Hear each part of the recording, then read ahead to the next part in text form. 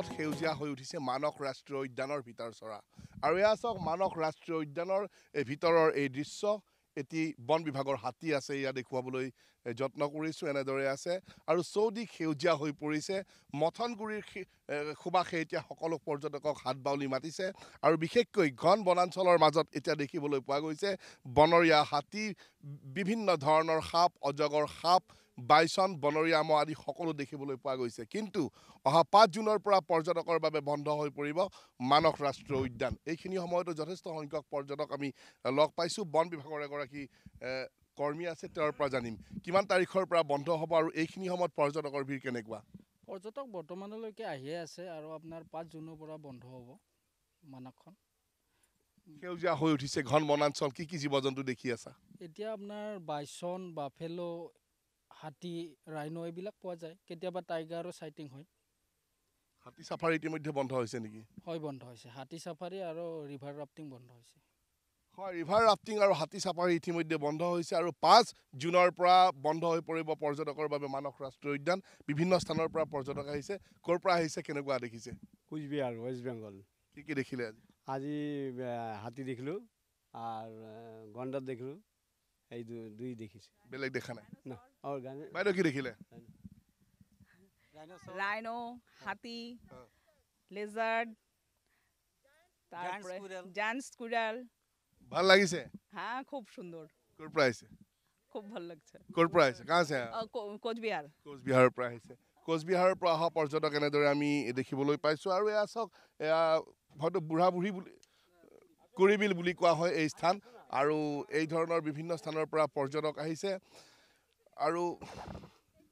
এগৰাকী বাইদেউ আহিছে বাইদেউ কি দেখা পাইছে কি দেখে মানে হাতি তো অগন্তি হাতি দেখেছি তারপরে তো ওই যে কাঠবেড়ালি তো আছেই তাছাড়া বাইসন তারপরে হচ্ছে আর কি দেখলাম মনিটর লিজার্ড হ্যাঁ তারপরে আরো অনেক কিছু গন্ডার দেখলাম মানে এত কিছু দেখেছি যে আমাদের মন পুরো ভরে গেছে মানে আমরা সত্যি খুব মানে এত সুন্দর জায়গা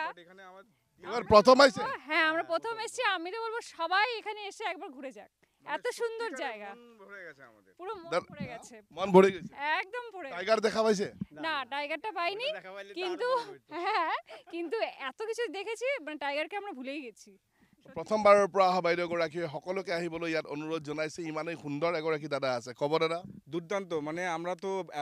ফার্স্ট টাইম এলাম কিন্তু আসার পর দেখলাম মানে সত্যি মানে মন ভরে গেল দুর্দান্ত সব কিছু দেখলাম হাতি তো দেখলাম এতই দেখলাম জঙ্গলি হাতি দেখে সত্যিকারে মন ভরে গেল মানে টাকাটা যে দিলাম মানে এটা কাজে লাগলো আর কি আমাদের নিশ্চয়কৈ যি ধন খৰচ কৰিলে সেয়া সৎ ব্যৱহাৰ হোৱা বুলি কৈছে আন এগৰাকী ব্যক্তি আছে এই সময়তো মানসত পৰ্যটকৰ ভিৰ কমা নাই আচলতে এপ্ৰিল মাহৰ সময়ত ইয়াত আহিলে বেছি ভাল হয় এতিয়া নতুনকৈ গছ গছনিবিলাক গজি উঠিছে জীৱ জন্তুবিলাক বনৰ মাজত লুকাই পৰিছে তথাপিও ইয়াত যিটো দৃশ্য বা ইয়াত থাকি যিটো মানসিক সুখ লাভ কৰিব পৰা যায় সেইটো অনন্য গতিকে আহক সকলোৱে উপভোগ কৰক